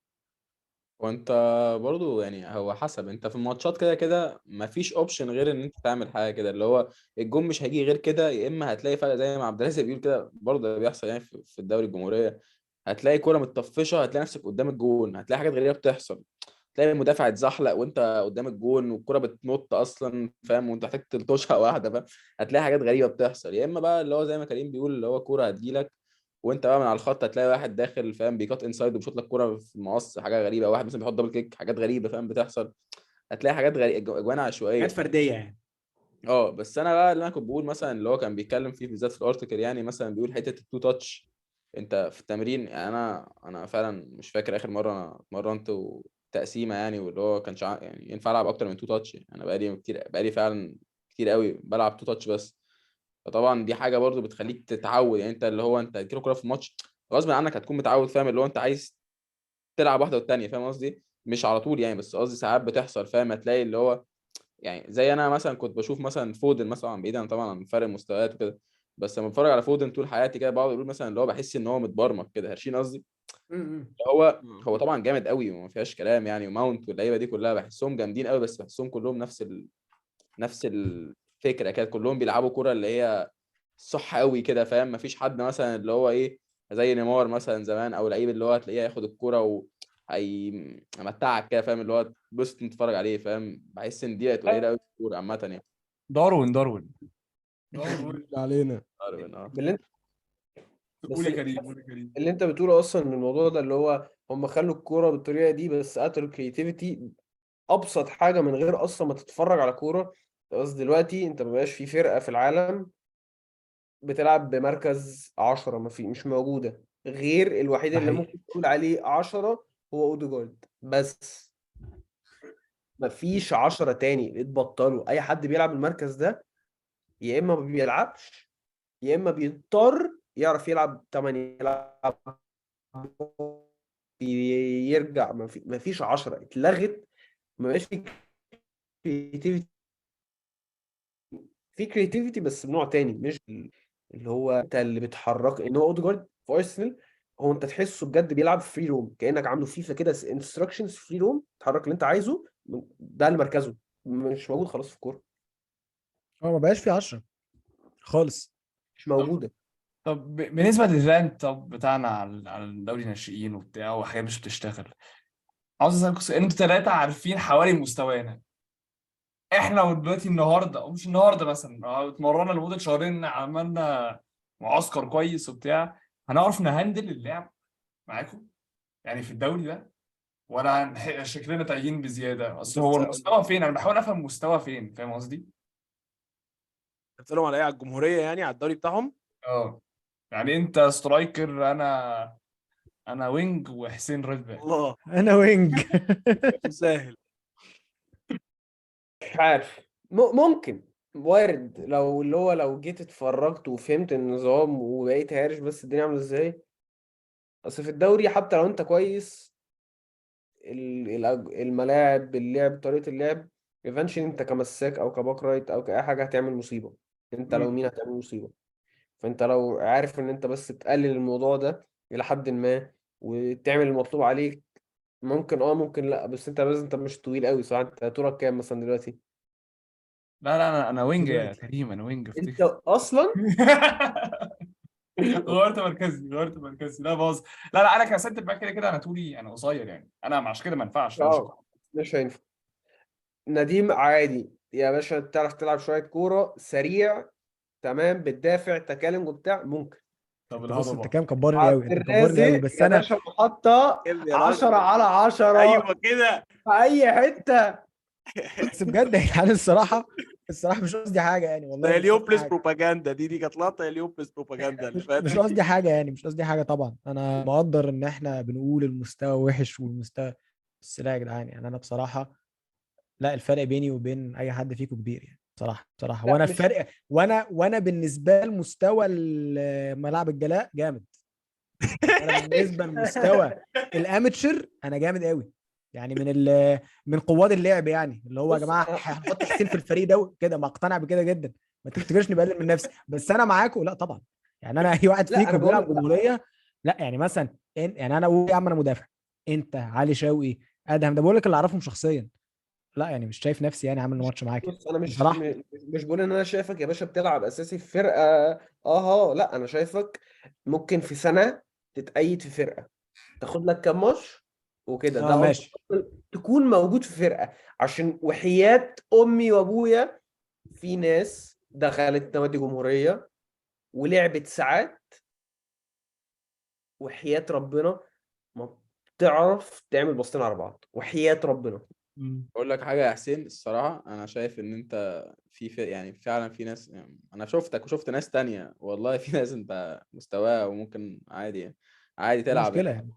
قصدي يعني ان يعني انت اصلا اللعب يعني مش هيحتاج، يعني انت اصلا لما تشوفنا مثلا بتشوف بقى اللي هو بنقعد بقى نرقص وبتاع، او الكلام ده مش موجود يعني. انت الكوره هتجيلك هتطوحها، فانت هايل، هتعمل عليك تعمل التاكل اللي انت بتعمله ده، فاهم؟ خد الكرة وتطوحها تبقى هايل، 10 على 10، ده احسن لعب، فاهم؟ وبقى مش مهم راحت لمين بقى، يعني الفريق التاني بيبقى عادي، انت كده هايل عملت اللي عليك، فاهم؟ انت باك رايت 10 على 10، فانت عايز اللي هو لا يعني ممكن تمشي، فاهم قصدي ايه؟ بس بس دي طبعا كارثه. هتعمل بقى مشاكل بقى، يعني هتعمل بقى مشاكل عادية تانية بقى، اللي هو ممكن دفاعيا تعمل تاكل تروح قلشة، فاهم؟ واحد يروح مرقصك كوبري كده على هادي، فاهم؟ كده كده، بس دي كارثه يا جدعان لا يعني. دي انا الكارثه يا نديم، بس انت انت بتقلل من نفسك برضو الصراحه دلوقتي. لا انا مش بقلل من نفسي يا جدعان، انا بقول حاسس ان لك فرق المستوى ما بينك وما بين واحد افريج في فريق افريج في الجمهوريه هيبقى اللي هو اوف، لا ده باينه ان الولد ده احسن طيب مني، فاهم؟ معلش هقول هتبقى لك على حاجه، وهرجع للماتش اللي اتكلمت عليه من شويه. انا يا جدعان بكل صلاح وبواحد صدقوني واثق من نفسه جدا، ما عنديش اي مشاكل ثقه في النفس، وانا بتفرج على ماتش الالمان اللي هنا اللي هم ايوه 2006، دول كانوا بقول عيانين لهم يا نديم دول ما... طب اسمع، انا بقول لك على 2006 يعني الواد ده اكبر منه ب6 سنين، بقول لك انا لو لعبت مع المان ده انا هبوظ الماتش ده في ثانيه، هتكشف في ثانيه، هتكشف، يا مفيش بس ثانيه احنا ما الكوره في كناش، الثانيه في احنا مش عارفين ده الثالثه. ليفل ايه، مش عارفين ده ليفل ايه، احنا ده ممكن يكونوا ايه كانوا هات على فكره يا مش كده. لو كانوا دلوقتي على الجمهوريه اللي هو احنا نوعا ما عارفين الليفل. بس ما هو ده اعلى ليفل عندنا. غير كده يعني انت، انا بقول ان انت هتتاخد وبتاع، بس لو لعبت الاودز بتقول ان انت غالبا لو لعبت على اكيد. هاف بيعرف يلعب، بس غالبا هيكلفتك، يعني غالبا ما في لازم واحد ما لازم يكلفني. هيلمك هيوقعك اكيد. ده بيحصل ما في كل حد. لازم لازم هو لو مش ما مش عملش كده يبقى احنا تقليلا يا جدعان. منك، بس هو اي بس حتى الكويسين eventually في كل حد بيتكلفت. ما اكيد. مين بقى بيتكلفت قد ايه ده؟ ليفلات، فاهم؟ م- يعني اسال ادهم هاف، ادهم اكيد اي باك لعب عليه في اي ماتش، حتى لو اوحش ماتش انت عملت لقطه عليه، عشان هو الليفل مش عالي قوي. يعني انا في اوحش ماتشاتي عملت على الاقل كوره على الباك اللي انا بلعب عليه. ممكن م. اكون مش كويس، ممكن اكون هو هي عمل ماتش عليا احسن بكتير من اللي أنا عملت عليه، بس كله بيتكلفت في الدوري ده يعني. قليل يعني، صعب قوي تلاقي حد اللي هو هيقفلها اه هيقفل عليك كله باك كده رايت يعني. قافلها، فاهم؟ صعب. غير بقى كده، تعالى بقى نخش في الموضوع اللي هو، عشان احس ان احنا بقينا مطولين وانا عايز اساعدكم يعني، طبعا تطوع مني في منتخب 2003، بما ان احنا بنتكلم عن الناشئين، ترانزيشن وبتاع.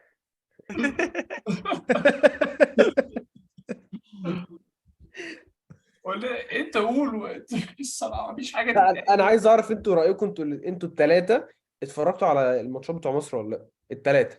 انا ما اتفرجتش على موزمبيق، اتفرجت على اول شوط نيجيريا والسنغال اتفرجت عليه شويه. انا فكست الصراحه. انا ما اتفرجتش عشان انا مشغول وعندي امتحانات قوي وبتاع، بس انا اول حاجه فكرت فيها يا جدعان الصراحه اول ما شفت النتيجه دي، ان انا في لعيبه كتير من دول انا طبعا يعني من الناس اللي في المنتخب ما اعرفش حد شخصيا غير نادر. فعلا اقدر اقول ان انا فعلا عارفه شخصيا، ويعني بلال كلمته كام مره. بس سيبك من كده يعني اللي انا بشوفه يا جدعان، واحد زي بلال ده مثلا، انا شفت له فيديوهات اللي هو وهو بيلعب في اليونان بيعمل حاجات جامده جدا. صلاح باشا انا عارف انه ما لعبش، بس صلاح باشا شفت له فيديوهات بيعمل حاجات جامده جدا. مثلا ما اعرفش بقى بالظبط اسامي، بس يعني من الاخر بشوف فيديوهات وحاجات من كل واحد لوحده، بحسه لا اللعيب ده جامد على فكره، وقول الواد ده على فكره ده الواد ده هيبقى الجاي وهو ده مش عارف ايه. بعدين لما بيجوا على بعض ما اعرفش، مش عارف ايه اللي بيحصل. هل ده بقى مشكله تدريب، ولا هل ده هم مش فاهمين بعض، ولا هو في ايه ما اعرفش. بس هو فعلا استغربت ان مش ده اللعيب اللي انا متوقع ان انا دلوقتي هشوف راس حربه ولا مهاجم ولا وينج هيغير الماتش من اللي انا شفته من الهايلايتس بتاعته. مش ده يعني مش ده اللي بيترجم. احنا ما جبناش ولا جون صح؟ اه ما جبناش ولا جون، يعني مش ده اللي انا كنت كام متوقعه شوطه اصلا؟ بصراحه. سيبك من الاجوان يا عم، احنا شطنا كام شوطه اصلا. اه اه. ممكن اخش معاكم في اللي انا شايفه اللي جايب المنتخب ده ورا، وبعدين ادم يخش وراه عشان هو اكيد اتفرج وده منتخب سنه اكيد عارف. ماشي. انا حاسس ان اولا، او يعني اول حاجه، ان هما حس من قبل البطوله المنتخب كده مثبت ناس ومحافظينهم، ومش دخل حد جديد عليهم. مع ان احس ان هو كذا لعيب، مش هنقول لا، مش عايز اقول اسامي، كذا كريم لعيب كريم اللي هو انت يا عم قطعت، انت انت كنت كويس قطعت في قبل اخر كده. شويه. انت بتقطع، قول تاني قول تاني عشان بس الناس تسمع. سامعني احنا دلوقتي. اصلا ما سمعناكش. اه عيد تاني كده. دلوقتي حاسس ان اول مشكله ان هم زي عندهم مجموعه بقالها سنتين كده مقفلين عليها، مش عايز يدخل حد، مش عايز يدخل حد جديد. مش لعيب كانش صغير قوي راح نادي بقى جامد يتاخد منتخب يلعب مم. في يعني. وده حسيته بان في اللعيبه، اللي هو لعيبه كانت من سنتين ثلاثه، حتى في البطوله اللي فاتت بتاعت كاس العرب كانوا جامدين. البطوله دي ما كانوش شايف، مش اللي هو انت مش نفس اللعيب، اللي هو انت في لعيبه ما اتاخدتش تتاخد عليك. فانا حاسس ان هم كانوا عندهم مجموعه ومقفلين عليها. يعني في لعيب في الاهلي، انا نص ملعب اسمه احمد، انا متاكد ان ده يخش يلعب في نص ملعب المنتخب ده على اي واحد من الاثنين اللي كانوا يلعبوا في نص ملعب. اولا.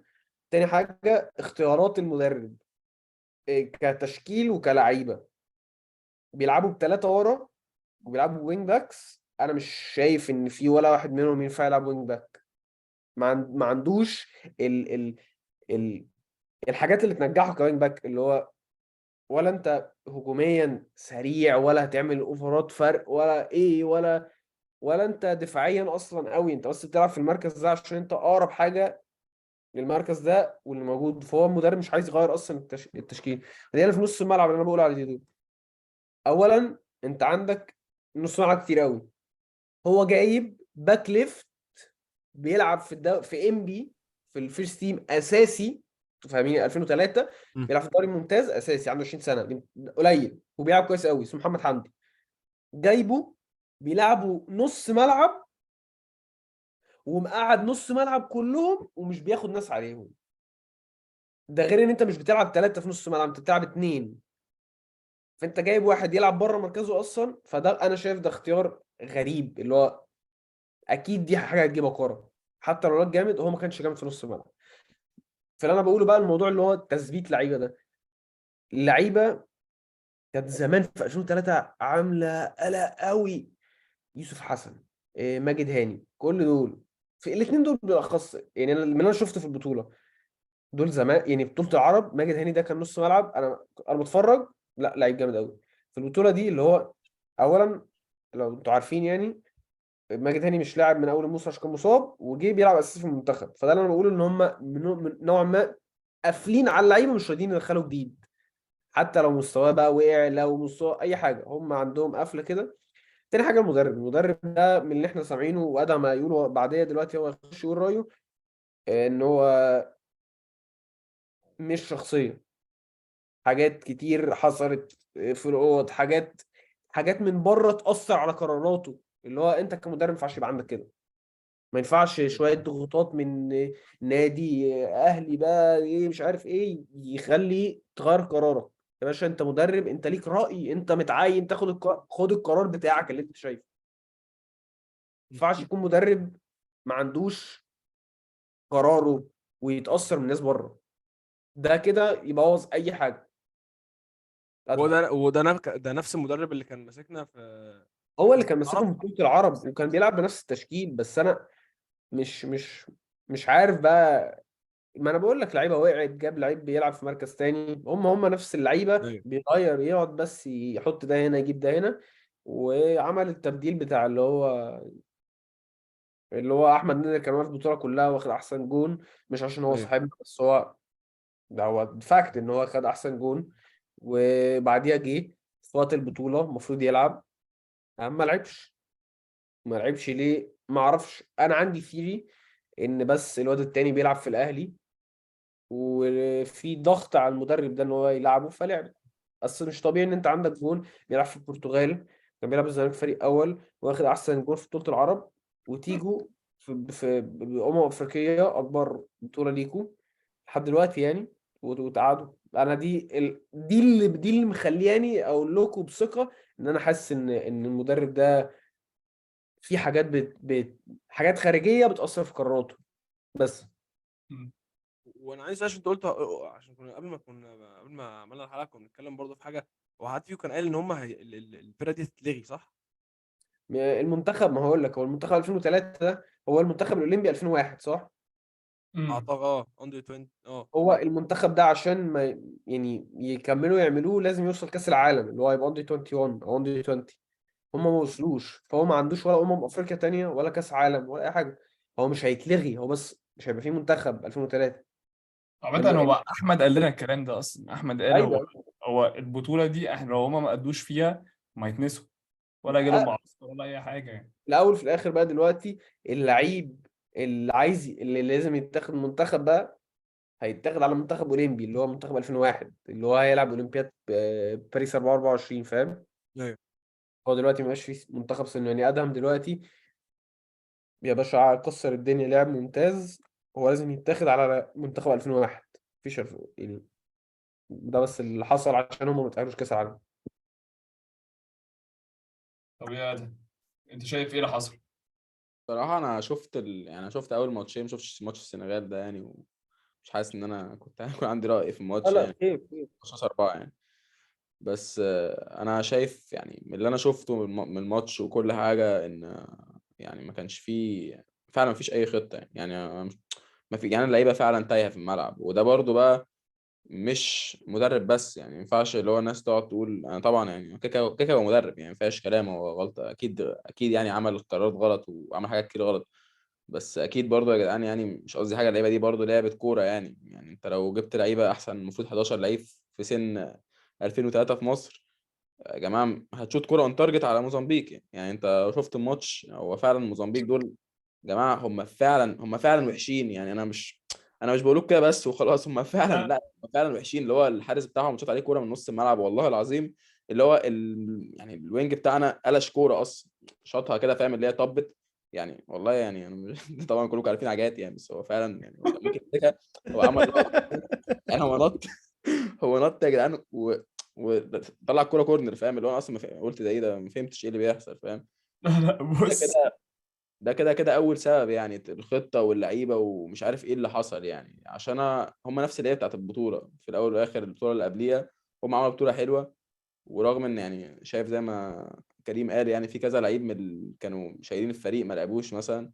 يعني احمد نادر اللي هو الوينج كمان التاني ما لعبش، وكان الصراحه من اكتر اللعيبه اللي انا شفتها في البطوله العربيه اللي كانوا ماديين يعني مثلا. وصلاح باشا وكده، بس برضه في الاول والاخر مش لاعبين ثلاثه اللي هيخلوك فاهم من انك توصل فاينل بطوله عربيه ان انت ما تتاهلش من مجموعه يعني بطوله فيها 12 فريق 8 منهم هيتاهلوا يعني انت ما ينفعش ما تتاهلش اصلا وعلى ارضك يعني. برضه فعلا يعني. يعني انت صعب ما تتاهلش يعني، انت لو عايز انت فاهم لو داخل بطوله مش عايز تتاهل ممكن تتاهل برضه يعني. انت لو كنت تعادلت ماتش السنغال يعني خدت نقطتين من المجموعه كنت ممكن تتاهل يعني، ده اصلا حاجه مش عاديه. فده حاجه يعني انا مش فاهمها الصراحه يعني، انا مش فاهم ازاي ده كله حصل. وبعدين بقى انا بسمع طبعا شفت حاجات يعني فاهم اللي هو بعد البطوله الحاجات بقى اللي اتسربت بقى على الميديا وكده وكلام اتقال، فاهم؟ زي مثلا حوار ان في لعيبه مثلا قعدت مع مش عارف رئيس اتحاد ومش عارف ايه وحاجات، ومش عارف رئيس اتحاد يقول لهم اكسبوا بس وانتوا، وبعد كده هنمشي المدرب. ما هو انت لو انت خليت اللعيبه نفسها لعيب 2003 شايف مدربه يعني بيتهزق بالطريقه دي، او الناس مش محترماه او كده، او مش عارف في بيان رسمي يقولوا جماعه احنا مش احنا اللي جايبين اصلا المدرب ده كان الاداره اللي قبلنا اللي جايباه. طب ما انت اصلا مش هتحترم مدرب، فاهم؟ انت هتنزل الملعب تقول يا جماعه خلاص فكك بقى من اللي هو كان بيقوله ده، احنا هنعمل اللي احنا عايزينه. لو في اي فريق في العالم يعني خليت خلاص ما بقاش فيه ريسبكت، ما فيش خلاص ريسبكت للمدرب، ما فيش اي حاجه، انت خلاص بقى اللي هو كلها ماشيه عشوائي، مهما كنت مين مش هتكسب، فاهم قصدي؟ أيوة. بس يا ده جدعان، هو اكبر سبب يعني. لا بس انا حاسس ان احنا بنناقض نفسنا. يعني احنا بدأنا الحلقة بنقول ان المنتخب الكبير ما ينفعش نلوم المدرب اللي بيمسك في الاخر عشان بنخسر، لان هي المشكله بقت مبنيه من السيستم. بعدين دلوقتي بنقول طبعا انا مش قصدي ان انتوا بتفتوا، يعني انا بس قصدي ان احنا لازم نكونسيدر برضو حكايه اللي احنا كنا بنتكلم عليها في اول حلقه، ان السيستم من وانت صغير زي ما انت بتقول من سن بدايه الكوره لسن ال 20 مفيش تكتيك، مفيش كوره، مفيش. انت بتقول لي الماتشات بتاعتكم، انا يعني واحد ما عنديش فكره ممكن العب ده، ده مش ممكن يحصل ابدا في اي فريق محترم. فبالتالي المنتخب بتاعنا طبعا هيبقى ريفليكشن اوف الموضوع ده يعني. فبالتالي انا بقول ده برضو اكيد بيلعب دور، يعني ان انت ايوه هو كده كده يعني، انا بقول لك انت بتروح ماتش بقالك يعني 12 سنه يا عم، مش عارف حسب كل واحد بدأ امتى، يعني 12 13 14 سنه بتلعب ماتشات يعني ما فيهاش اي كوره. مم. فانت وانت مش بتتقدم، يعني انت مش بتتقدم عمرك ما، يعني انا مش شايف اي قطاع ناشئين في مصر اللي فعلا شغال لقدام شويه لغير زاد. بسمع مش عارف ودوا لعيبه ترايلز استون فيلا وماشيين بطريقه اللي هو لا احنا عايزين نعمل حاجه، بس غير كده طبعا ده فريق يعني من 70 80 فريق في الدوري ولا حاجه، ولا كام فريق مش عارف. قصدي من الاخر ان انت يعني انت بقالك 13 14 سنه متعود انك تلعب بعشوائي، فلما تروح تلعب فريق زي السنغال اللي هو اصلا لعيبه مش عارف تلعب في ماتس ومش عارف ايه وبتلعب في فرق بره في فرنسا، خلاص دي لعيبه بقى خلاص بتعرف تلعب كوره. فانت لما تلعبهم انت مهما كنت جبت احسن ال 11، فاهم؟ في اي حته، فاهم؟ في مصر انت مش هتعرف تكمبيت مع اللعيبه دي خلاص، فاهم؟ عشان انت عمرك هما بيتقدموا، هم قاعدين بيتقدموا بيكسبوه في كل حاجه، فاهم؟ يعني فعلا يعني حاجه غريبه يعني بيكسبوك طلعوا يعني الفريق الاول بنخسر، حتى منتخب الشواطئ بنخسر، يعني حاجه يعني كل حاجه بيكسبونا، فاهم؟ اللي هم قاعدين بيتقدموا في كل حاجه، والسعوديه برضو كسبوك مرتين، فاهم؟ طلعوك في فاينل، والبطوله اللي قبلها كسبوك برضو. فانت كل البلاد اللي حواليك بتقدم وانت يعني بتوحش يعني، فطبيعي فاهم عمرك ما مش هتلاقي حاجه، فاهم؟ وهتلاقي اتحاد مش خلاص يعني. احنا المفروض مثلا بعد البطوله دي يطلعوا يقولوا لا يا جماعه احنا عندنا مثلا قرارات معينه هنعمل كذا، عايزين يحط بلان، فاهم؟ لا ما حدش اصلا قفلوا الكومنتس على الانستجرام ده اللي هم عملوه، فاهم؟ فلا، ما انت لو مفيش اي حاجه، مفيش بلان انت عايز تحسن حاجه، عمرك ما هتتحسن. دي وحشه قوي قوي قوي الصراحه. البطوله دي اصل ليه اكون بتفرج على ماتش مصر والسنغال اللي هو كنت قبليها باسبوع بفكر احنا هنعمل بطوله حلوه، وبعد كده فاهم واقف على الكنبه كل ما نمسك كوره كاننا بنلعب البرازيل يعني عاملين ماتش، فاهم قصدي يعني موضوع يعني سخيف وخلاص. بس كنت مش عارف افتكرت حاجه، بس شفت يا جدعان حارس جنوب السودان ده 2004؟ اه شفت الحوار اه ده؟ المسنن ده شكله مسنن ده مش عادي. اه ما تيجي طب يا ادهم وكريمه تجربوا كده، فاهم؟ تنقلوا على السودان وتلعبوا مع 2008 مثلا، فاهم؟ تطلعوا جيل جديد. ادم فاكر. كده ادم بتهزر. جدعان، ادم مره حكى لي واحنا صغيرين. ادم ممكن تحكي قصه الحارس المسنن اللي راح الجيش ده؟ ممكن انت عارف القصه دي؟ عارف قصدي ايه؟ حارس راح الجيش. اللي هو اللي رجع قرع وسرق تليفون ومش عارف ايه يا عم بعدين بقى بعد الحلقه بقى.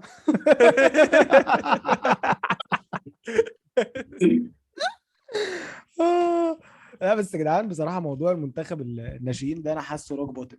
يعني انا مش عارف، مش صعب قوي. اصل انا الموضوع فعلا مضايقني. يعني انا حاسس ان في ده كان عنده لعيبه، يعني في لعيبه ممكن تعمل حاجه. وفعلا بقى انا بقول لكم يعني انا بتفرج واللي بسمعه عن اللعيبه دي، لا بشوف يعني انا واحد زي نادر، لو واحد زي انتوا بقى كمان عارفين اكتر، فانتوا لما بتحكوا كمان بسمع، بس انا بقول لك اللي انا شفتهم. واحد زي بلال يا جماعه، بلال يعني انت مهاجم بتاعك هداف تشامبيونز ليج ناشئين يعني، جايب 9 جوان في 5 ماتشات، ما شاء الله عليه يعني ده واحد جامد، فاهم؟ واحد جامد قوي، بس وانت احنا ما مش عارف. اختلفناش، يعني احنا ما اختلفناش في ان احنا عمرنا، او يعني عمرنا ما كانت المشكله في كواليتي اللعيبه. بالظبط، بس بس انا بس ما بحس برضه برضو، بس عشان أنا افتكرت حاجه دلوقتي يا قديم، معلش بس عشان انا عندي سؤال. واحنا لما احنا اخدنا افكون اندر 23 صح؟ اللي اه فات، اللي قبل اللي فات، اه ما هي اب اند داونز الصراحه برضو. يعني انت اخد افكون اندر 23. ما انت يا عبد الرازق، انت الاف كنت خدتها دي، كنت بتلعب برمضان صبحي، بتلعب مصطفى محمد، بتلعب ايه اصلا، بتلعب في الدوري، لعبه كانت كبيره خلاص، فاهم قصدي ايه؟ بالك اندر 23 ده كان ده الاولمبي مش 2003 برضه، فاهم يعني، ده ايوه كان ايوه بيلعب. ايوه ايوه الاولمبي، بس ستيل يعني ده الناشئين بتوع مصر، فاهم؟ يعني اما نشوف بقى اللي اندر 23 هيعملوا ايه مثلا في الاولمبيكس السنه الجايه. بس انت ما قشطه يعني، بيكون في كده ساعات اللي هو انا بحس اللي هو طب احنا ماشيين على الطريق الصح، وبعديها تقوم وقع تاني. انت مثلا زي برضه كريم قالها في الاول، يعني انا مثلا في حته برضه ان انت تبص على اللعيبه، يعني في حته ان هم كانوا قافلين على المنتخب. انا دلوقتي انا واحد مثلا، انت محمود جابر ده مثلا جه ماتشنا مثلا، ماشي يا جماعه والله انت لو شفته، هو مش جاي ياخد حد، هو جاي يعمل واجب، هو جاي يعمل اللي هو انا جيت اتفرجت على الماتش ومفيش حد عجبني. بس هو ما بيتفرجش على الماتش اصلا، هو قاعد على التليفون مش مهتم بالماتش. انا مش قصدي هو بس، انا قصدي عامه. يعني انت لو اي حد، يعني انت مش، ما فيش حد يبص على اللعيبه، انت مش عايز اصلا، انت خلاص، انت اللي هو انت مين بيلعب فين؟ لا ده في 3 لعيبه بيلعبوا فيرست تيم في الدوري، خلاص دول كده هاتهم. ده بيلعب مش عارف لعب كام ماتش السنه اللي فاتت، هاته برضه. هي كده خلاص، انت اللي هو انت بتدور، انت عارف اللعيبه كلها شبه بعض، فانت هتقول خلاص اللي عمل بقى اسم لنفسه هو ده اللي هيتاخد وخلاص. فدي برضه حاجه يعني ما اللي انت انت كنت برضه بتقوله مش يا كريم عارف. في الاول، اللي هو مقفلين على لعيبه معينه ومش عارف ايه، صح؟ اللي هو مفيش. ما في اللي هو مفيش تغيير، اللي هو عنده لعيبه بقى لهم 3 سنين كانوا جامدين قوي في الدوري 2003، تمام، لعيبه كويسه كل حاجه، بس عادي لما يطلع لك لعيب تاني جديد جامد احسن من اللي موجود دخله، عادي، مش مم. عيب. ده مش عيب. هي بقى تحسها كده، مش اللي هو معارف وبتاع، بس اللي هي كده اللي هو لو مدرب من قبل كده عارف اللعيبه، كله عارف بعض، كله مستريح، كله في اللذيذ، خلاص يلا. انت مصاب من اول الموسم، بس انت كنت عامل قبل كده قلق، انت موجود معايا اساسي، اللي هو لا، اللي هو في غيره بيلعب، في غيره مأدي، وفي غيره مبين لك ان هو ممكن يديك قده واحسن. مش بقول لك تعالى ولعبه على طول، خده. جربوا على اديله الاقل. فرصه بس، ايوه. في المنتخب ده انت من دلوقتي لبطولة العرب كام لعيب اتغير؟ كام لعيب جه زيادة؟ واحد اتنين؟ مم. ازاي يعني؟ ازاي منتخب هو بالذات في السن ده اللي هو انت واقع شويه بيكون كويس، شويه تلاقي لعيب تاني جامد قوي طلع. مش ده مش اللي هو ده مش منتخب فريق اول، اللي هو يا باشا انت عندك واحد بيلعب في ليفربول، واحد بيلعب في ارسنال، واحد بيلعب في تركيا، واحد بيلعب في نونت، واحد بيلعب في مش عارف ايه. هي مش كده اللي هو ده لازم يتاخد، لا. انت دلوقتي في سن اللي هو انتوا من ال 25 لاعب اللي اتاخدوا، انتوا فيكوا 2 او 3 اللي بيلعبوا بره، فدول هيتاخدوا، مم. وفيكوا 2 او 3 بيلعبوا اساسيين في الممتاز. غير كده انتوا يعتبر كلكم بتلعبوا في دوري 2003، حتى لو بتتمرنوا فوق كلكم بتلعبوا في دوري 2003. فاللي هو مش لو انتشبل هي يعني. كده، لو هي اللي هو الكومبيتيشن اللي هو ما بين اللعيبه مش بعيد قوي، اللي هو لا، ركز واتفرج وخد الاحسن. ما تكونش حافظ اللي هو 1 2 3 كان معايا في بطولة العرب، 1 2 3 بعدها بسنة ونص هو اللي معايا، 1 2 3 بعدها بسنتين هو اللي معايا. لا، اتفرج، شوف، وغير، عشان اي حاجة بتفضل زي ما هي عمرها ما هتفضل زي ما هي من ناحية النجاح. زي بيب طلع قال، مش بيب طلع قال من فترة بيتكلم على السيتي، قال عشان نعرف نعمل ال5 سنين ورا بعض دول، لا، وي هاف تو تشينج توب، غير كل حاجه كل شويه عشان تعرف تنجح، انما كل حاجه ثابته ومقفول عليها كده خلاص. طب ما اكيد، ما هو ده عشان كده ليفربول اتوحش يعني. انا بقول ان الناس بتقول ليفربول غلط ان ماني مشي، انا بقول لا. هو بص، انت ما اظن ما حدش شاكك في حب الماني، صورته هي ومامضي عليه يعني اكتر لعيب بحبه في حياتي. بس هو ليه يعني؟ بقول لك ليفربول انه مشى ماني دي اظن الصفقه الوحيده اللي ليفربول عملها صح من حكايه التعامل مع اللعيبه اللي بتكبر في السنين اللي فاتت. حكايه ان هو لعيب مستواه ينزل لازم يتباع بكره النهارده قبل بكره. هي كده النوادي الجامده بتبقى كده. انت مثلا ريال مدريد احسن نادي بالنسبه لي بيدار في العالم، ريال مدريد طبعا. انت عندك كازيميرو بس ابتدى احتمال مستواه هينزل اتباع، مفيش يوم زياده. فاران احتمال مستواه اتباع، مش مهم. كسبان 3 تشامبيونز ليج، كسبان 40 دوري، مش مهم. انت اللعيب انتهى، سلام. هي كده. عشان كده سيتي فضل فوق، عشان كده يونايتد فضل فوق، عشان كده سير اليكس كسب 13 دوري مثلا، عشان كان بيعمل حاجه دي. كان بيقول لك اي لعيب مستواه نزل بالجزمه وبيطلع بره. مفيش، فاهم؟ مفيش حاجه اللي هو اسمها انتشبل. لازم ننفذ ده زي ما انت بتقول برضه على المنتخب خلاص يعني. مستحيل حاجة تفضل مقفولة كده وهي وتنجح كتير، تنجح مرة مرتين وخلاص، ما مفيش. م-م. فين بتحصل أصلا في الحياة مش في الكورة؟ كل حاجة بتتغير شوية. م-م. بس كمان حاجه، وبالذات في السن ده برضو، يعني انت يا كريم، انت وادهم، انتوا برايم اكزامبل. انتوا من سنه سنتين ما كنتوش بتلعبوا اصلا جمهوريه. فاهم قصدي؟ يعني السن ده انت مش عارف ايه اللي بيحصل، انت مش عارف مين ممكن يطلع منين. بكتوميني عرض 10 سم وهو عنده 18 سنه. هو السن ما ينفعش تثبت، فانا فاهم قصدي في الحته دي. بالظبط، ده انا بقوله بالذات في السن ده في التشينج بقى في الجسم، في الفكر، في حاجات كتير قوي، في performance، في البني ادم بيفكر زي السن اللي احنا فيه ده، اللي نقول مثلا من 15 ل 22 مثلا. انت جسمك بيتحول كلاعب بقى، كبني ادم بتفكر، كبني ادم بتذاكر، كبني ادم عايش ازاي. انت بتجو ثرو تشينج جامد. اه ففي السن ده انت محتاج تتفرج على كل حد، عشان انت هتلاقي واحد السنة اللي فاتت محدش يعرف اسمه، كانش بيلعب في الجمهورية. السنة الجاية يا باشا رقم واحد في فرقته وبيلعب، ومش أي فرقة، في الأهلي، في ده الكرة في السن ده كده كده كده بتتغير في ثانية. أه بقول لك اهو، اللعيب اللي انا ماسك فيه، اللي انا قاعد بتكلم عليه، كان بيلعب في الجونه السنة اللي فاتت، جه الجونة ما تأيدش. جاي من اليونان، اسمه احمد، ماشي، ما اعرفش اسمه احمد ايه، ولا اعرفه شخصيا ولا اعرف اي حاجه، عارف ان هو لعيب، رحت اتفرجت عليه لعيب. اسمه احمد، عنده كام سنه؟ 2003. انا بقول لك عليه، ممكن ادم يكون عارفه عشان لو جه الجول السنه اللي فاتت. جه الجون ما اتأيدش، ماشي، عشان ما عرفوش يأيدوه، عشان كان محتاج البطاقه بتاعت اليونان وحاجه غريبه كده مش عارف يجيبها. امم. راح اختبر في الاهلي كام يوم، اتصرفوا له في البتاعه دي. يا باشا خش 2003، خش اساسي، بقى نص ملعب اساسي في الاهلي 2003. وكان اتاخد في منتخب 2003 لحد اخر اللي هو، عارف القايمه النهائيه بتاعت ايوه. البطوله اللي هي قبلها بكام يوم، هو كان فيها، وبعديها اتضاف لعيب ولا لاعبين وهو اتشال. ده اللي انا قصدي. انت لو دخلت لعيب زي ده في نص الملعب، مش ده اللي هيحول لك كل حاجه، مش ده، انا مش بقول كده، ممكن كان يكون وحش.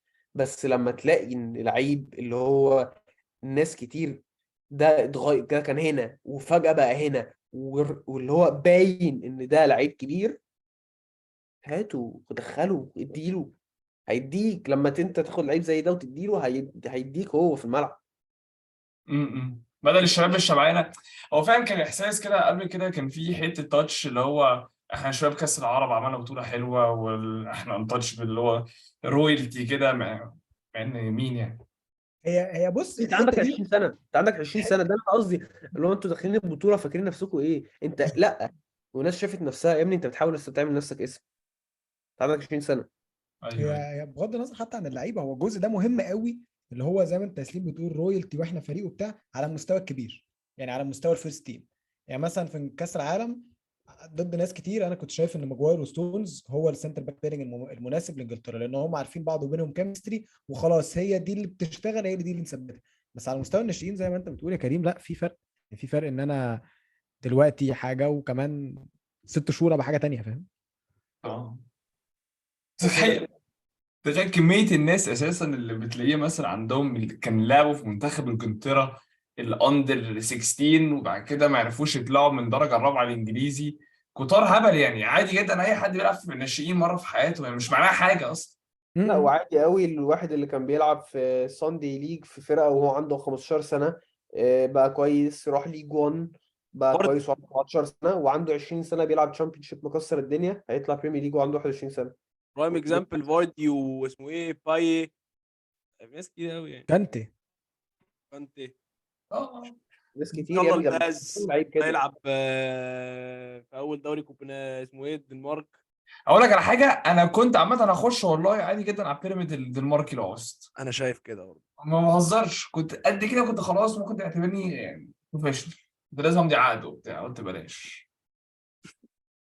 ماشي يا عم. لا بس، لا بس بجد يعني انا كنت بلعب في الدرجه الخامسه الدنمارك يعني، اللي هو فعلا كمان دوري وهبقى متسجل وبتاع، هتلاقيني بقى فاهم عادي سيم بروفيشنال يعني، مش بروفيشنال بس عشان الدنمارك بس موجوده شرف بس على بروفيشنال قلبي صلى على عم. النبي. طب ارجع بقى اتعلم كده عشان تغير لنا، تيجي انت تغير لنا السيستم. اغير السيستم ايه يا عم؟ انا مش عارف اغيرك انت، تتعلمك انت كوره عشان اغير سيستم. النبي انا اللي محتاج اعلمك كوره والله. شباب انا شايف احنا بقالنا دلوقتي ساعة ونص مثلا، شايف ان احنا عملنا حلقة محترمة جدا يعني. شايف ان احنا نقفل على كده ممكن كلام. نتكلم كمان ساعه مثلا في ازاي كريم وادم جابوا اه السكر مثلا، فاهم؟ احنا ممكن نقعد نتكلم بالظبط السنة الجاية، بس خلاص يعني عشان برضه فاهم طول الحلقة. شكرا يا ماشي يا شباب. شباب، شكرا قوي ان انتوا جيتوا معانا، شكرا والله نورتونا الشرف يعني. ان شاء لينا. الله الشرف المرة الجاية ان شاء الله حلقة لايف في القاهرة بإذن الله يا رب. ان شاء الله. يا جدعان نشوفكم في طوكيو ان شاء الله باذن الله، في طوكيو وفي امريكا 2026، هو ده الهدف. يا عم عادي 2026 باذن الله. ممكن نتاخد باريس السنه الجايه نكسر الدنيا هو ده سوا. ماشي، ما بقول لك الكلام، هو ده بقول لك الكلام. 2024 عادي يا عم.